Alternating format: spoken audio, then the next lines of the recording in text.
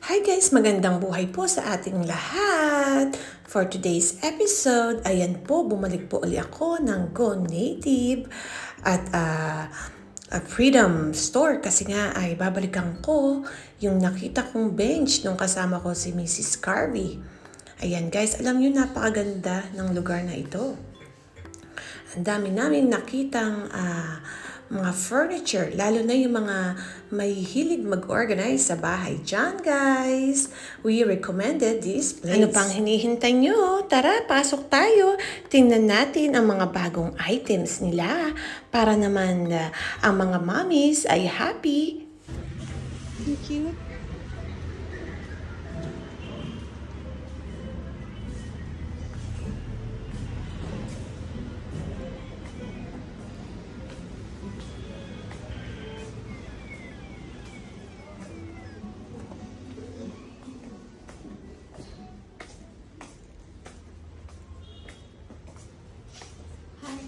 Hi.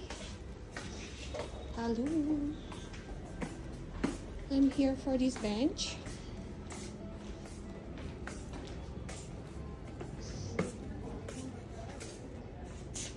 How much is this again? This is 29,800. 39? 29. 29. Okay. Yeah, I like this. Are you gonna deliver it, or is it, or you have to go get it to your manufacturer? No, we'll get it from Indira Nagar. This is already? We have some damage here. Oh. So I will give you a fresh piece. The new one. And how many days? Today only we can do. Where you put up? Yelahanka. Okay. Do you have a short timeline when do you expect it to reach? At night, that's be okay? Tonight? Yeah, or tomorrow. I'm not at home tomorrow, but my husband was there. Okay. So tomorrow we can probably think Okay. of it. But if tomorrow is not possible, is Monday okay? Or is it too late? No rush, that's fine. It's fine? Okay. Do you remember what my friend Pillow likes? Do you remember she likes something? Pillow. It's kind of green and it's long. Oh, that actually sold out. Here. These ones. We can get from Indira.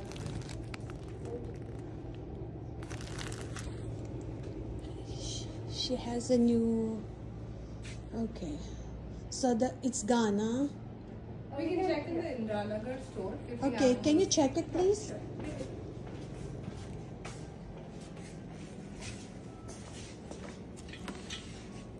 So,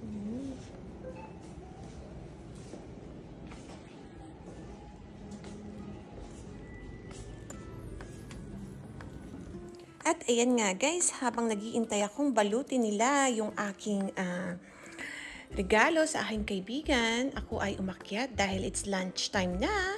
Mahilo-hilo na ang ate Wewe nyo. So umakyat ako dito sa kanilang second floor. At ito pala guys ang Go Native. So ito yung vegetarian restaurant na nagustuhan namin noon pa.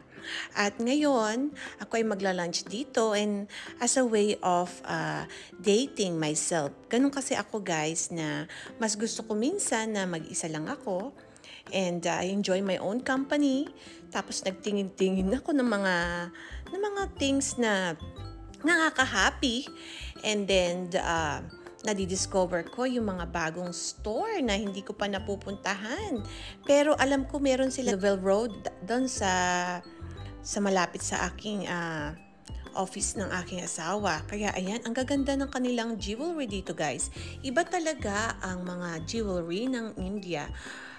Para silang mga pang-prinsesahan ang dating, mga reyna, ganyan. Kaya okay, nagtingin-tingin ako. At syempre, itong store na to ng Go Native, magaganda rin ang kanilang fabric guys. Yun nga lang, maganda rin ang presyo. Ito yung mga hindi mo makikita sa mall. Guys, dito ako namimili ng aking accessories. Kasi unique siya guys.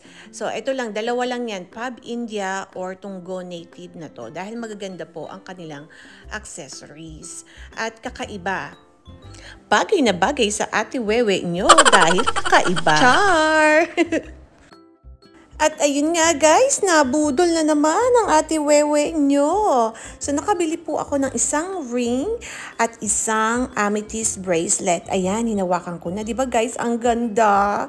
Pak, panalo yan. At syempre, kailangan tanungin ang presyo. Chinika-chika ko yung sales lady at sinabi kong meron din ako niyan. Nakabili na ako sa kabilang store nila. O diba? Para syempre makakuha ng discount. Ayan, naghanap-hanap pa ako ng mga rings na pwede kong suotin para naman pag aura ang ate Wewe niyo. Pa, ganun. Hi guys! So I'm here at Go Native. And I'm dating myself. Here you go. Sometimes I enjoy my own company. So here I am. Ang ganda dito guys. First time kong makapunta dito. Must visit in Bangalore. Go Native Restaurant. I love it.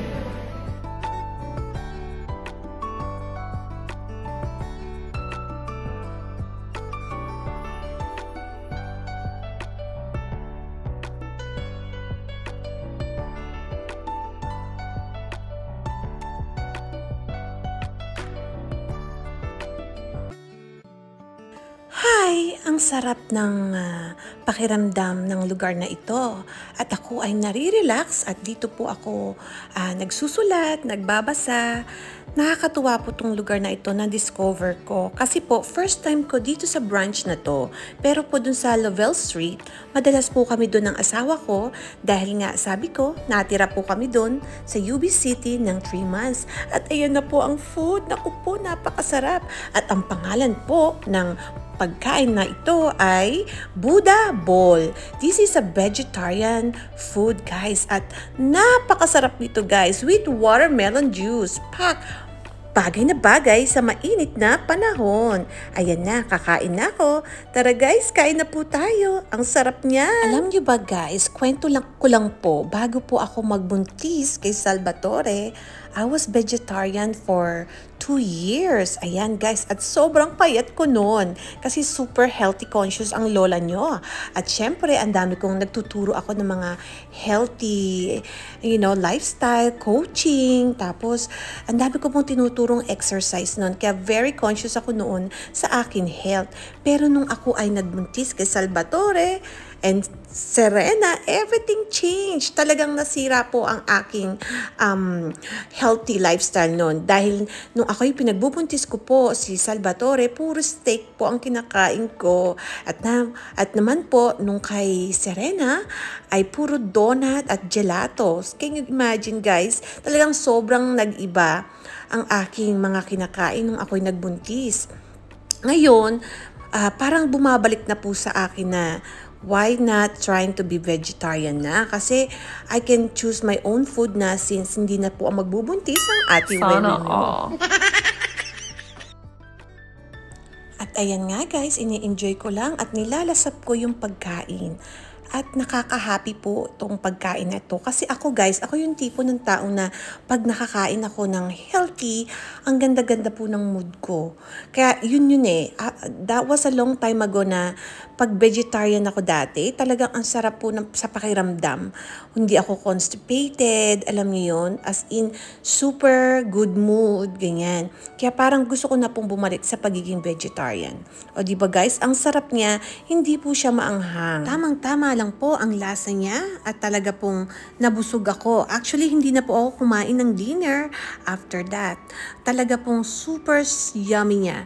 I recommend it all for those people na nasa Bangalore. Please try Go Native and order the Buddha Bowl. Sobrang sarap niya guys. Highly recommended. Minsan po talaga masarap ang mag-isa at magmuni-muni sa buhay kung ano ang purpose natin sa mundo at mag-isip tayo kung ano yung mga importante sa ating buhay. Hindi po ba? It's Friday. Of course, I bake myself. At ito naman po ang in-order kong dessert. Ang tawag dito ay Kerala Banana.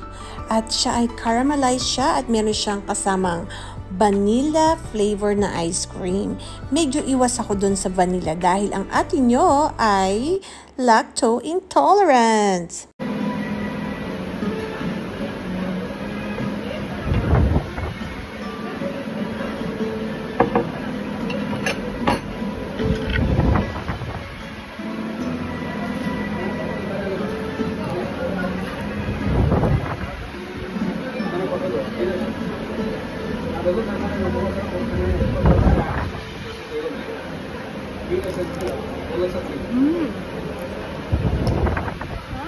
Parang lasang turon.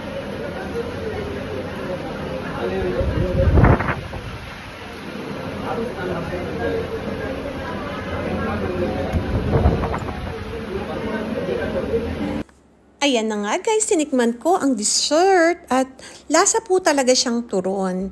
At medyo malagkit siya dahil nga caramelized siya, maraming arnibal at medyo iwas ako sa sweets dahil alam niyo na, tumatanda ng Ate Wewe, kailangan iwas na tayo sa mga matamis at kahit ganon, kinain ko rin naman po yung saging dahil lasa po talaga siyang saging na saba. Yan pala yung ginagawa din dito sa India pag gusto mong gumawa ng turon.